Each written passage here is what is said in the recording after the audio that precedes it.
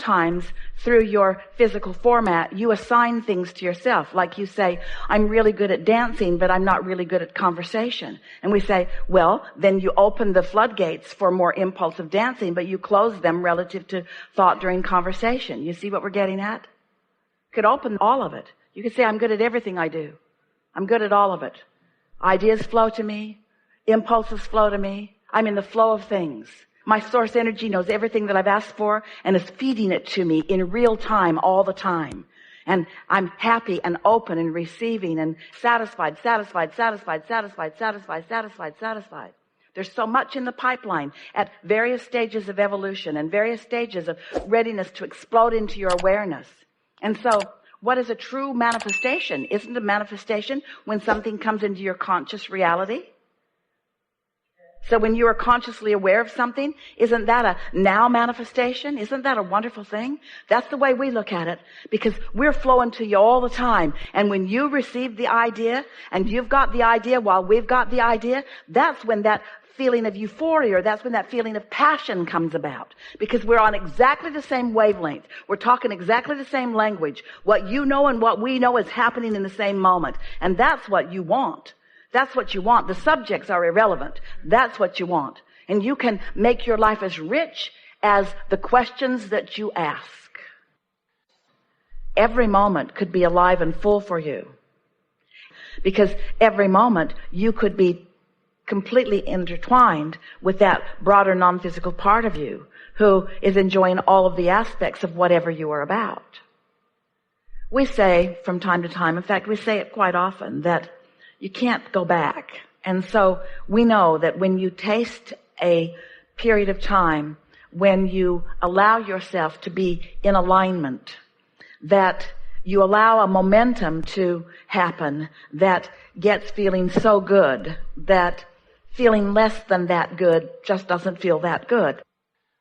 But you can help all of those moments by doing what we've called pre-paving, by anticipating in advance, or by acknowledging. And here's a piece. This is what we would do if we were in your physical shoes.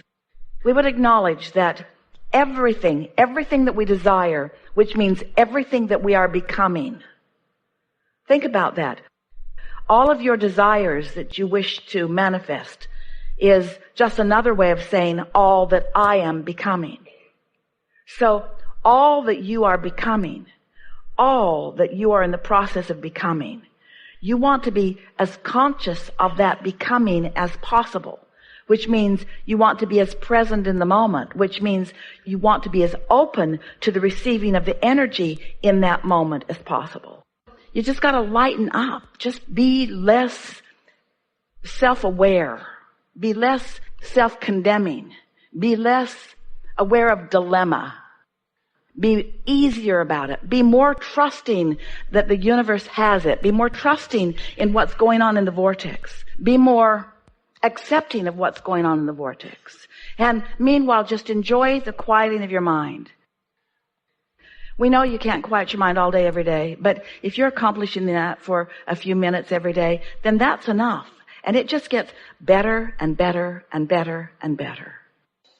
Now, what we want you to understand is the more you talk about those things that are working, the more the abundance that you've already asked about will work too.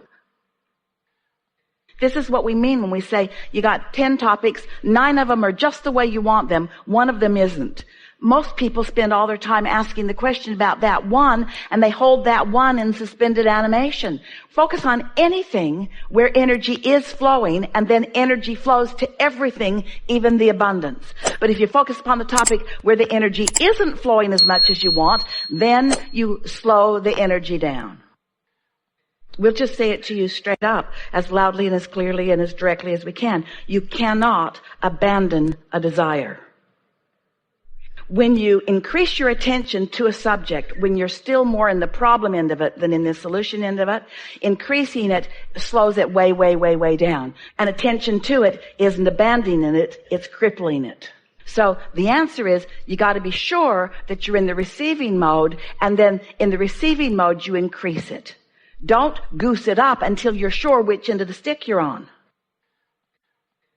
This conversation has been a really good one. You moved to a place you haven't been before.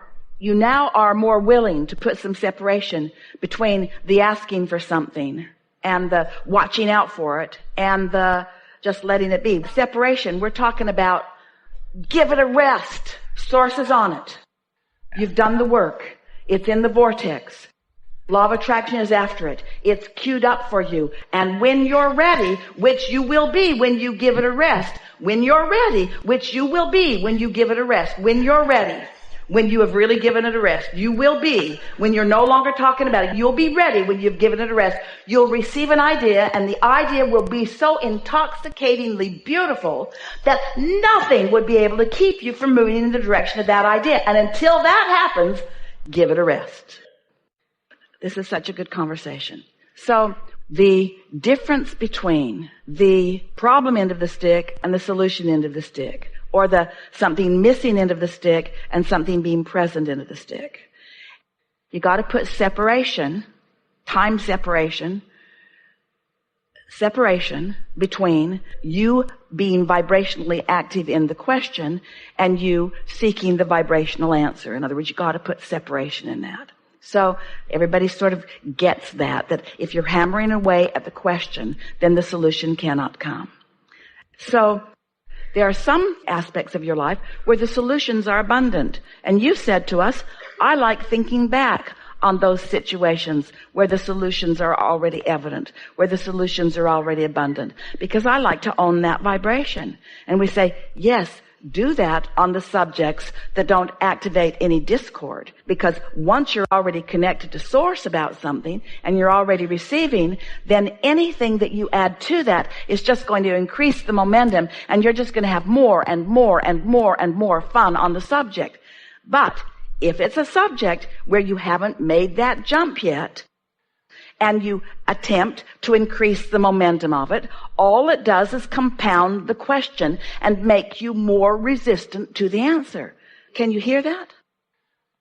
Because the human part of you feels like if you just get in there and go after it in a sort of determined way. But this vibrational world is a different world than the action world.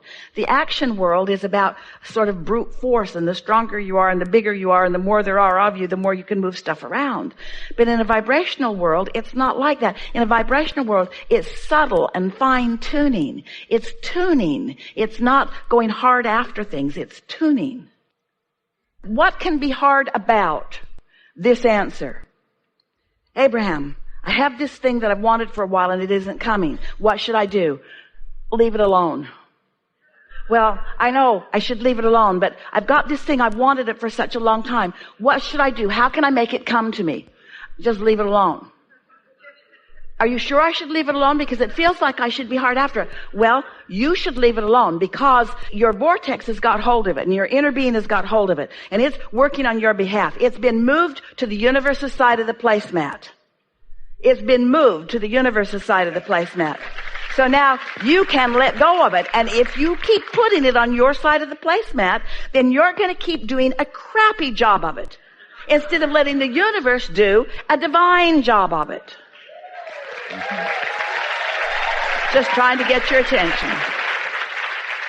That's it. Trying too hard is a human tendency because you've been, bless your hearts, you've been working so hard with your action. You've been offering so much action to compensate for energy that you didn't quite get figured out, you see.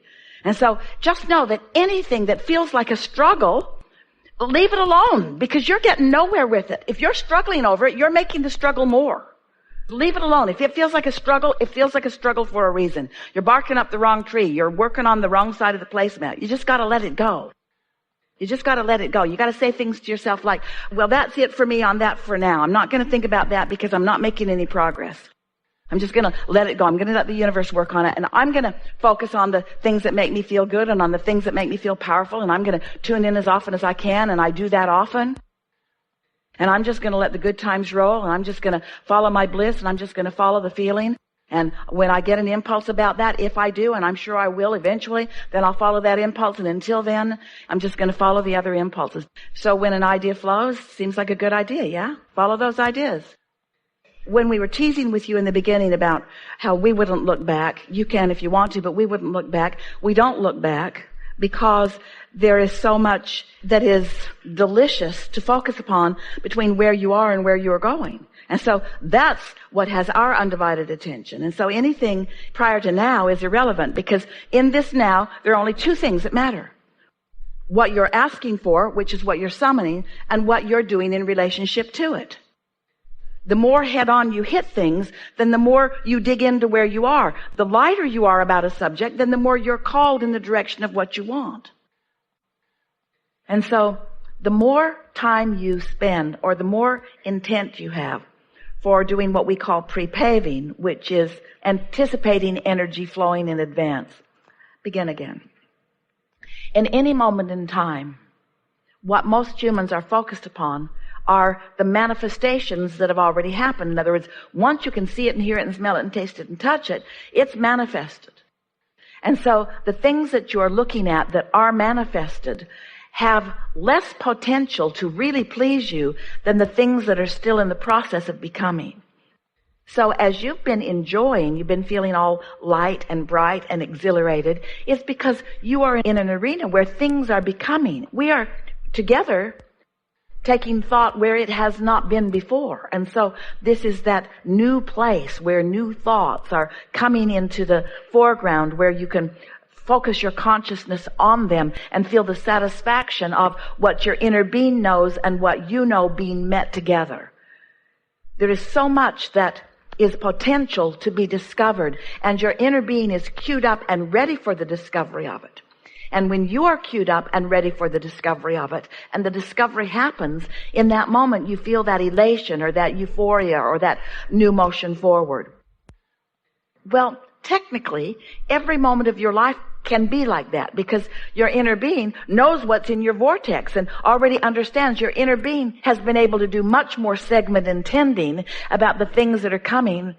So the more you are, maybe just in general terms, positively anticipating the next moment and the next moment, then the less mundane and the more really satisfying your moments will be. Something that helps is to acknowledge how satisfied you feel. When you say it's mundane, that sounds like dissatisfaction. When you acknowledge that you are satisfied, that takes that vibration that is about mundane away, and it leaves you open for new discovery. There is so much newness in the thought. Humans just want the newness to be about the manifestations, but there is so much newness along the way that is so satisfying in nature. And then the manifestation, of course, is satisfying too, but it's not the only game in town. There are many along the way. Is that helpful? There's so much satisfaction along the way that just keeps your juices going and keeps you realizing that you are the creator of important things. So often you want an experience in order to promote feeling good, when what we want is for you to understand that those good feeling experiences are evidence that you already do feel good. You feel the difference? I need to do this so that I can feel good, or I do feel good, and then this happens, and this happens, and this happens, and this happens. It's really an important thing to get clear in your mind. It's a good thing when you're in joyful moments to acknowledge that you are, and focus upon them, and practice the vibration of them, practice the feeling of them. It's what we call milking it for more. It's like accomplishing a more substantial vibration of it. And there certainly isn't anything wrong with revisiting that to reinforce that substantial vibration of well-being. Anything that causes you to reinforce your awareness of wonderful things is always to your advantage. You've got it. You've got it. There is great love here for you.